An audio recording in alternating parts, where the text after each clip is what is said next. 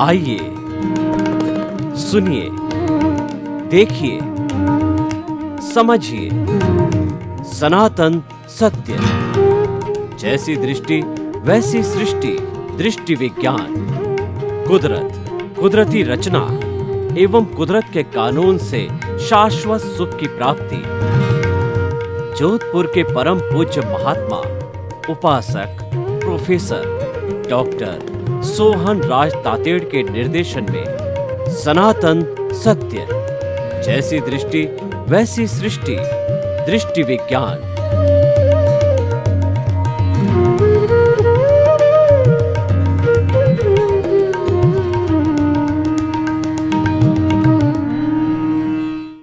भाइयों और बहनों, मातृशक्ति को नमन। आज का अति उत्तम विषय है मानव तन की सार्थकता। मानव तन क्यों अनमोल है? देखिए, 84 लाख जीवा योनियां हैं। मैं आपको उसकी गिनती कराना चाहता हूँ। 7 लाख पृथ्वी का है, 7 लाख अप का है, 7 लाख तेजस का है, 7 लाख वायु का है, 10 लाख प्रत्येक वनस्पति का है, 14 लाख साधारण वनस्पति का है, 2 लाख बेइंद्रिय, 2 लाख त्रिइंद्रिय, 2 लाख चतुरिंद्रिय, 4 लाख नारकी, 4 लाख देवता, 4 लाख तिर्यंच पंचेंद्रिय, 14 लाख मनुष्य की जाति, 4 गति 84 लाख जीवा योनियों में से किसी के प्रति राग द्वेष आया तो शुद्ध अंतःकरण से क्षमा याचना करता हूँ। ये 84 लाख जीवा योनि बर्थ प्लेसेस है, लेकिन जीवित प्राणियों की संख्या, आत्माओं की संख्या असंख्य अनंत है। एक भी आत्मा भूत भविष्य वर्तमान में न बढ़ती है न घटती है, केवल उसका रूपांतरण होता है। नरक गति, तिर्यंच गति, मनुष्य गति, देव गति और मुक्त हो जाती, तो मोक्ष में चली जाती है।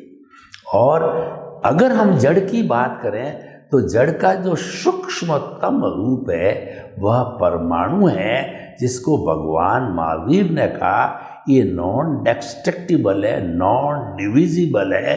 यह जो है किसी भी दूरबीन या आंखों से दिखाई नहीं देता है। इसको देखने वाला प्रत्यक्ष ज्ञानी, यानी जो है अवधि ज्ञानी, मन प्रज्ञानी और केवल ज्ञानी इस परमाणु को देख सकता है। इसके अलावा विज्ञान की किसी भी दूरबीन की सीमा में ये कभी नहीं आएगा। ये सूक्ष्मतम परमाणु है, ये विशुद्ध है, ये शाश्वत है। जड़ भी शाश्वत है, चेतन भी शाश्वत है। लेकिन जब ये एक परमाणु 2 परमाणुओं से मिलता है तब द्विप्राणु होते हैं, द्विपरमाणु होते हैं, 4 से मिलता है, चतुर्परमाणु होता है। इनकी प्रकृति है मिलना। इनका जो है गलन मिलन जो है, गलन और पूर्ण जो है, इनका स्वभाव है। ये हमेशा बदलते रहते हैं। उसी का नाम संसार है। जो संचरण करता है वही संसार होता है। तो जड़ की जो स्थिति वो बदलने की है, चेतन परमानेंट रहता है। इसीलिए जड़ को टेम्परेरी कहा जाता है, अविनाशी कहा जाता है, बदलने वाला कहा जाता है। चेतन जो है भूत भविष्य वर्तमान में सदा एक सा रहता है। तो भाइयों और बहनों, जो हमारा आज का विषय है कि मानव तन जो अनमोल क्यों है।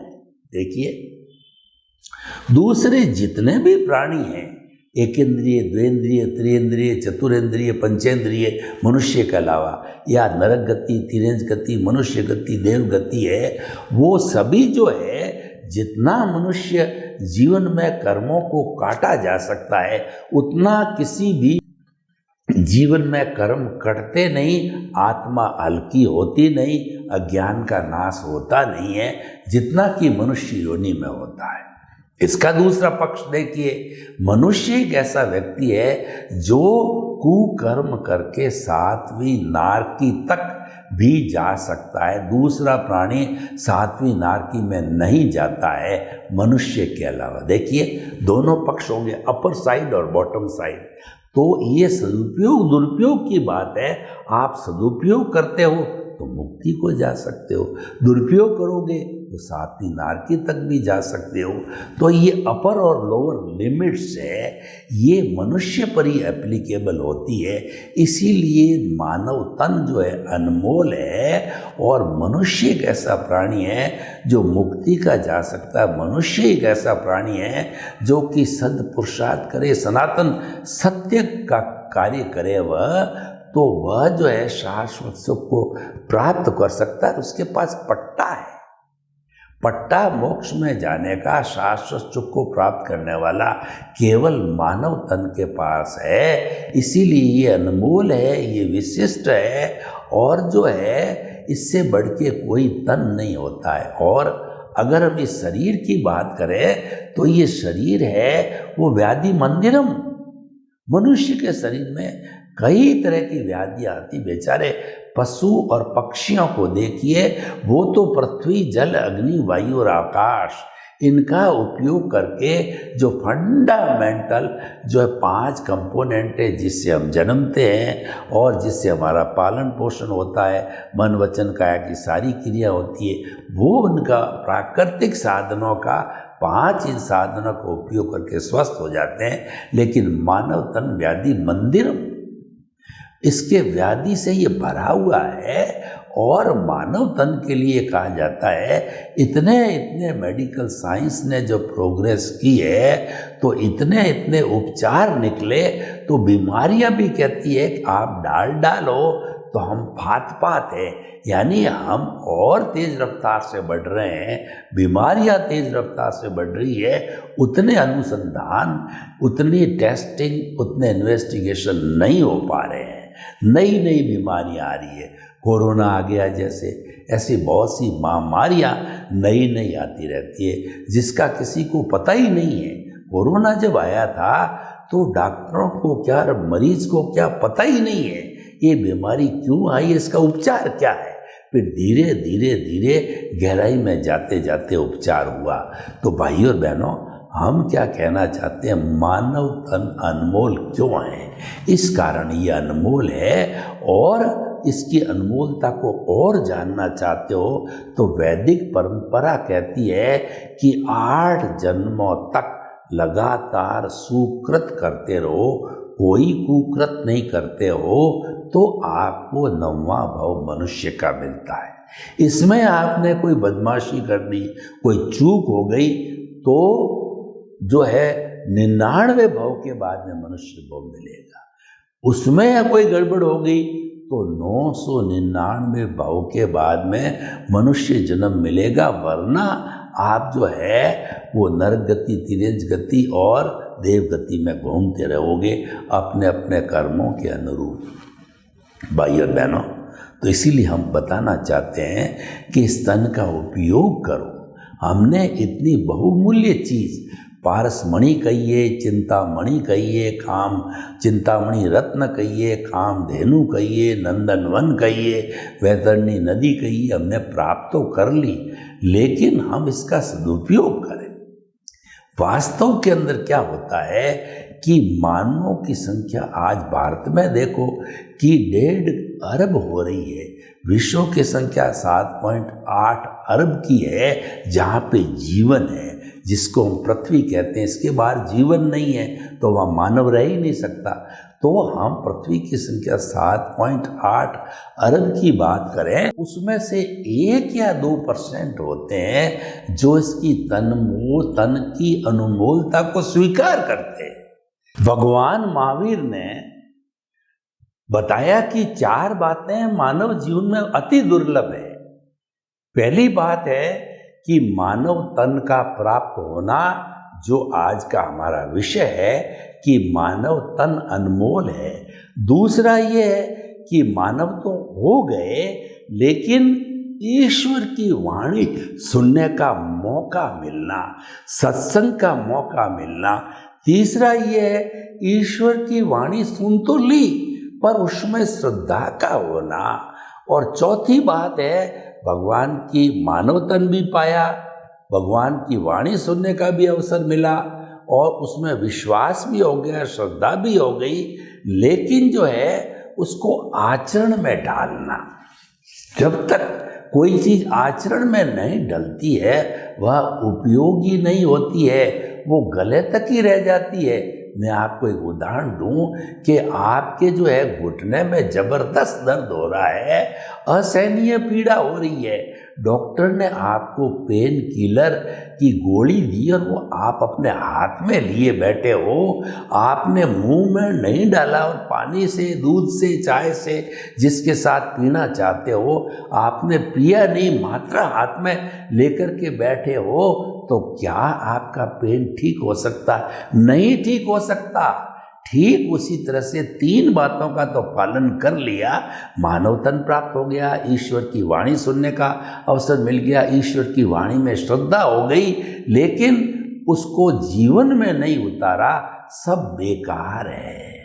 जीवन में उतारा है वो चरित्र कहलाता है, चारित्र कहलाता है। जो सन्यासी होता है वो चारित्र कहलाता है और जो गृहस्थी होता है उसके चरित्र होता है। चरित्र का मतलब कंडक्ट, तो कंडक्ट के लिए कहा गया है। और जो सन्यासी होता है उसको तो 100% चारित्र पालना ही होता है, कोई ऑप्शन नहीं है। और जो गृहस्थी होता है उसके लिए कहा गया है कि if wealth is lost, nothing is lost. If health is lost, something is lost. And if character is lost, everything is lost. आपने धन खोया तो थोड़ा बहुत खोया, आपने जो है कुछ नहीं खोया, आपने जो हेल्थ को खोया तो थोड़ा खोया, और आपने चरित्र को खो दिया तो सब कुछ खो दिया। उसका कोई भी रिपेयरिंग नहीं होती है। धन तो हाथ का मैल है, फिर कमा सकते हो, और जो आपका स्वस्थ होने के लिए आप दवाई वगैरह, योगा, आसन, प्राणायाम करके फिर से स्वास्थ्य को अच्छा बना सकते हो। चरित्र पर धब्बा लग गया, जुआखोर, व्यसनी, और जो कहना चाहिए कि वो दुराचारी, उसके बाद जो है उस धब्बे को धोना बहुत बहुत मुश्किल है। असंभव तो नहीं कहते हैं, परंतु वापस उसको प्राप्त करना बहुत कठिन है। तो इसीलिए भाई और बहनों, मानव तन जो है बहुत बड़ा उपयोगी है, इसको व्यर्थ नहीं जाने देना चाहिए। जब आपके पास में इतनी अनमोल चीज़ है तो उसको व्यर्थ क्यों जाने देते हो? देखिए, आपके घर में सबसे महंगा डायमंड होता है, फिर उसके बाद सोना होता है, फिर सिल्वर होती है। तो इन चीज़ों को क्या आपकी टेबल पर रखते हो? कोई आए, कोई देखे, कोई ले जावे? नहीं, आप उसको लॉकर में रखोगे, घर की बंद अलमारी में लॉक देके रहोगे, क्योंकि वो बहुमूल्य वस्तु है, लेकिन वो जड़ है। साधन के रूप में वो बहुमूल्य है और गृहस्थी के लिए वो बहुमूल्य है, क्योंकि गृहस्थी के पास में कौड़ी यानी धन नहीं होता है, तो वह कौड़ी का भी नहीं। कौड़ी का मतलब यूजलेस।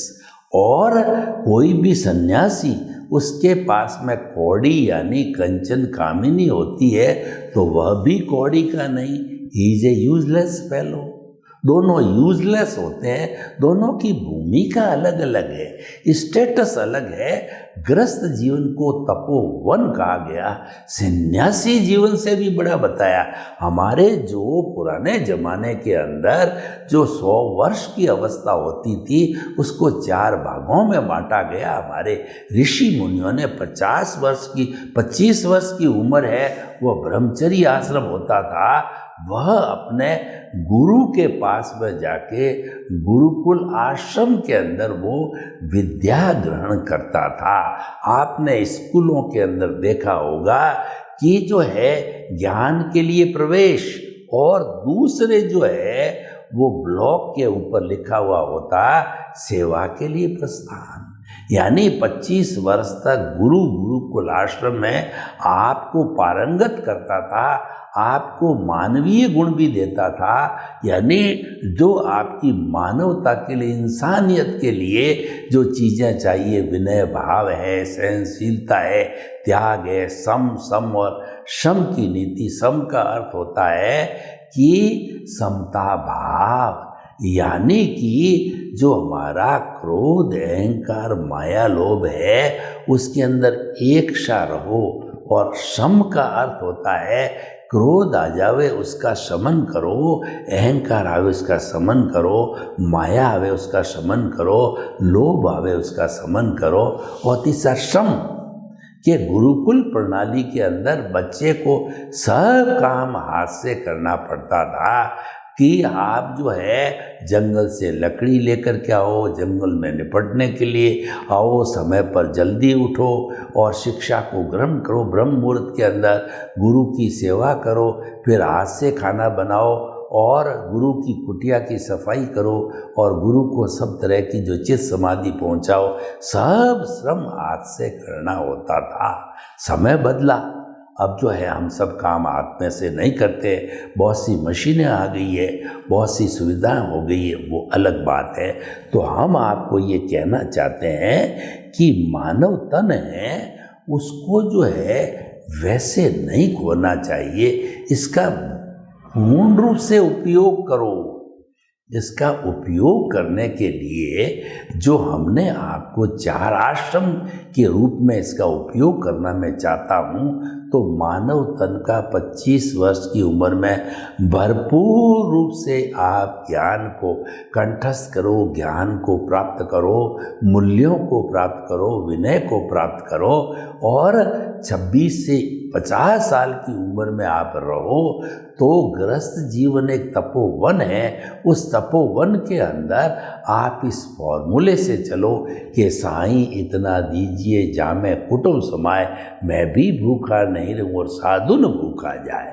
यानी कि आपके बाल है, बच्चे हैं, माता है, पिता है, घर है, परिवार है, समाज है, देश है, राष्ट्र है, विश्व है, आपको कहीं डोनेशन देना पड़ता है, अतिथि की सेवा करनी पड़ती है, तो आप धनार्जन करो, परंतु वो धनार्जन जो है नैतिकता से किया जाना चाहिए, अनैतिक धनार्जन नहीं करना चाहिए।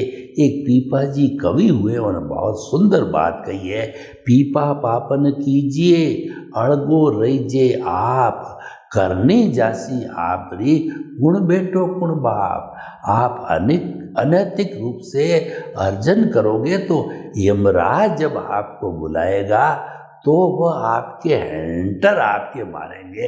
आप कहोगे मैंने पत्नी के लिए किया, बच्चों के लिए किया, तो वह उसको नहीं मानेगा। क्यों किया आपने, वो आपको ही भुगतना पड़ेगा। तो देखिए कि हम आपको बताना चाहते हैं, सदुपयोग करना, ये मानव तन का अनमोल होने का सदुपयोग कैसे हो सकता है। टाइम मैनेजमेंट करना चाहिए। देखिए हम 2 तरह के जीवन जीते, हम 2 पार्टों में, हम नहीं, हर जीवित प्राणी, हर जो है जो 84 लाख जीवा योनि का हर प्राणी 2 पार्टों के बीच में जीता है। और 2 जो होते हैं वो द्वैत कहलाता है।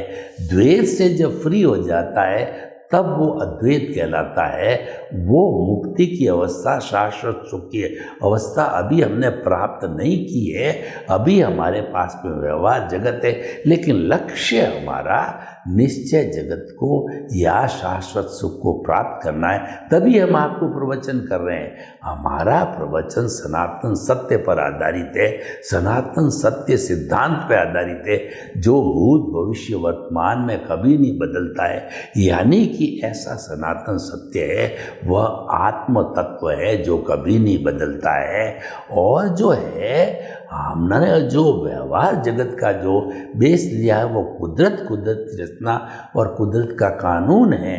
यानी कि जो कुदरत है समस्त जीवित प्राणियों का भरण पोषण करने वाली होती है। इसीलिए वो अपनी कुदरती रचना के अनुसार और कुदरत के कानून के अनुसार सभी प्राणियों का भरण पोषण और उनको अवार्ड पनिशमेंट वो खुद देती है। वो संजोग जुटाती है उनके कर्मों के भुगतान के लिए। यानी कि व्यवहार जगत है हमारा, वो कुदरत के अधीन है। कुदरती क्रिएटर, ऑपरेटर, डिस्ट्रॉयर है। हमारी एक श्वास लेने की भी, अतिरिक्त श्वास की हमको फ्रीडम नहीं है, क्योंकि वो तो जैसे फिल्म बन के आती है, वैसे स्क्रिप्ट लिखी हुई आती है, जैसे मन वचन काया की बैटरियाँ पिछले जन्म से चार्ज होके जाती है, इस जन्म में मात्र डिस्चार्ज है, मैकेनिकल मोड है, ऑटो मोड है, कोई कुछ नहीं कर सकता है। और उसको ऑटो मोड से चलाने की, साधन जुटाने की, संजोग जुटाने की सारी ड्यूटी कुदरत की होती है। तो भाइयों और बहनों, मानव तन की उपादेयता क्या है कि आप प्रकृति और पुरुष को अलग अलग रखो। देखिए, अगर आप, हमारी चेतना की 3 अवस्था होती है। चेतना वही है, आत्मा वही है, मूल स्वरूप में सो मुक्ति की अवस्था की आत्मा हमारे भीतर विराजमान है। वह अक्रिया है, वह कुछ नहीं करती है। वह तो उसकी प्रेजेंस के कारण हम एक्टिंग कर रहे हैं चेतना का, उसके बोलने का, मतलब 5 इंद्रियों के सब उपयोग करने का, वो उसकी प्रेजेंस से, प्रभु की प्रेजेंस से जो सब कुछ हो रहा है वो नहीं है। तो we are the dead body, और हमको शमशान में ले जाके जला दिया जाता है। तो इसीलिए जो है वह तो हमारी जो पूर्ण रूप से आत्मा हो गई। और अब जो है हम व्यवहार जगत की जो बात कर रहे थे, एक अनमोल जो तन है वो सामंजस्य बिठाने का है। व्यवहार जगत का और निश्चय जगत का सामंजस्य बिठाने के लिए जो है हमें व्यवहार जगत जो है उसकी हम जो बात कर रहे थे उसकी तरफ हम देखें तो व्यवहार जगत के अंदर तो हमको फ्रीडम नहीं है, वो हमारी स्वतंत्रता है और वो हमारा रिलेटिव पुरुषार्थ है, वो हमारा रिलेटिव सत्य है। उसको रिलेटिव सत्य को हम अज्ञान कहते हैं। अज्ञान बुरा नहीं है, वह रिलेटिव कहा जाता है, तो रिलेटिव सत्य है। लेकिन मुक्ति, वह रिलेटिव सत्य जो है वो पुण्य पाप के पर आधारित है और वो आपको मनुष्य गति और देव गति में घुमाएगा। तो वह भी संसार है।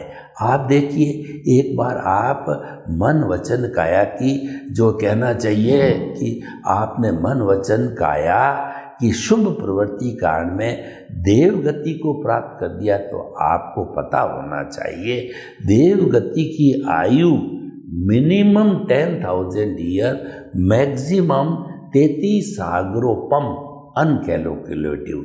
मनुष्य जन्म मिल गया, 100 साल पकड़ लो, 125 साल पकड़ लो, 150 साल पकड़ लो, इससे ज़्यादा तो होता ही नहीं है।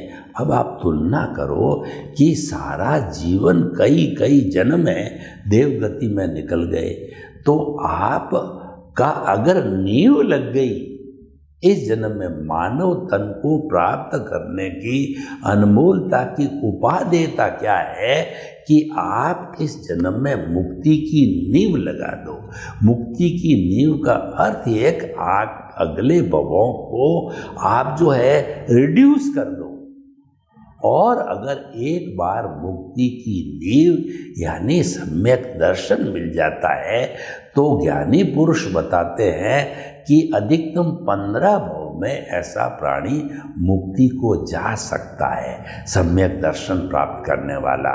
तो भाइयों बहनों, हम आपको ये बताना चाहते हैं, आप मुक्ति की नींव लगाइए। मुक्ति की नींव लगाने के लिए सनातन सत्य को प्राप्त कीजिए, कुदरती रचना, कुदरत के कानून पर चलिए और आपकी रॉन्ग बिलीफ को समाप्त करके आपको राइट बिलीफ प्राप्त कीजिए। रॉन्ग बिलीफ क्या है? रॉन्ग बिलीफ है कि जो है हमारा कर्ता भाव, ऑनरशिप और डूअरशिप रॉन्ग बिलीफ है। हम ये मानते हैं कि ये सोहन राज का शरीर है, ये शरीर जो है मेरा है, इसका संचालक मैं हूँ, यानी धन दौलत परिवार बाल बच्चे और ये जितना भी मेरे से जुड़ा हुआ है ये सब मेरा है और इनका पालन पोषण संचालन इनको बनाने वाला मैं खुद हूँ। ये दोनों मिथ्या ज्ञान, मिथ्या दर्शन है और जो मोहनीय कर्म है वो अटैचमेंट है। यानी मोहनीय कर्म वाला जो है वह भी इस कर्ता भाव से जुड़ा हुआ है। तो हमको आप कोशिश कीजिए कि आपको ज्ञानी पुरुष मिल जावे, सद्गुरु मिल जावे, क्योंकि गुरु बिना ज्ञान नहीं होता है। गुरु गोविंद दाऊ खड़े और काके लागू पाए, बलिहारी गुरु आपनी और गोविंद दियो बताए। तो उसके सहारे से जो है, जैसे कि स्वामी विवेकानंद का नाम नरेंद्र नाथ था और वो 36 वर्ष तक जिए थे और वो बचपन में बहुत मेधावी शुद्ध आत्मा स्वरूप वाले थे। तो समझ आते ही उन्होंने अपना गुरु ढूंढना प्रारंभ किया, लेकिन उनको कहीं गुरु मिला नहीं। लेकिन जब वो कन्याकुमारी के मठ के ऊपर गए तो वहाँ पर जो है स्वामी रामकृष्ण परमहंस मिले। तो प्रथम दृष्टवा स्वामी रामकृष्ण को अपना शिष्य मिल गया केदारनाथ, और केदारनाथ को गुरु मिल गया। दोनों जो है एक दूसरे को पहचान गए और गुरु शिष्य बन गए। तो गुरु ने कृपा करके कहा कि मैं देवी का उपासक हूँ, देवी का मंदिर है, तुम्हारी आर्थिक स्थिति बहुत खराब है, तुम्हारे 2 जून की रोटी खाने को ही सब भाइयों को नहीं मिलती है, तो आप सबसे पहले आर्थिक समृद्धि मानो देवी से। 2 बार 3 बार कहा। विवेकानंद जी भीतर गए तो वो आर्थिक वाली बात को तो भूल गए और कहा, goddess give me enlightenment, goddess give me enlightenment, goddess give me enlightenment. Goddess ने किया तथास्तु। गॉडेस के तथाउस कहते ही उनको एनलाइटनमेंट मिल गया, उनको ज्ञान मिल गया, उनको वेद विज्ञान मिल गया, उनको ज्ञाता दृष्टा बनने की चाबी मिल गई। यानी तब से उनका बहिरात्मा का पद है वो बदल गया, वो अंतर आत्मा पर बैठ गए। अंतर आत्मा पर बैठ करके सामने उनको अर्जुन की तरह लक्ष्य दिखने लगा कि मुझे परमात्मा बनना है। जब द्रौपदी का संयंवर हुआ तो द्रौपदी के समय में कई राजकुमार राजे महाराजे आ गए। जब उनको पूछा गया कि आपको क्या दिखाई देता है, तो किसी ने कहा कि हमारे को तो जो है घूमती हुई मछली दिखाई दे रही है। किसी ने कहा कि उस मछली की जो है परछाई हमारे को दिखाई दे रही है, और किसी ने ये कहा कि वो पानी के अंदर जो मछली जो है वो दिखाई दे रही है, वो हमको दिखाई देती है। तो ऐसे उत्तर उनको मिले। सर्वे भवन्तु सुखिनः, सर्वे सन्तु निरामया। लोक के सब जीवों को सुख मिले, शांति मिले, आनंद मिले, प्रेम मिले, सौहार्द मिले, और सभी हम हिल मिल करके सम्यक दर्शन, सम्यक ज्ञान को प्राप्त करके मानव तन के उपयोग ले आपके प्रति मंगल भावना।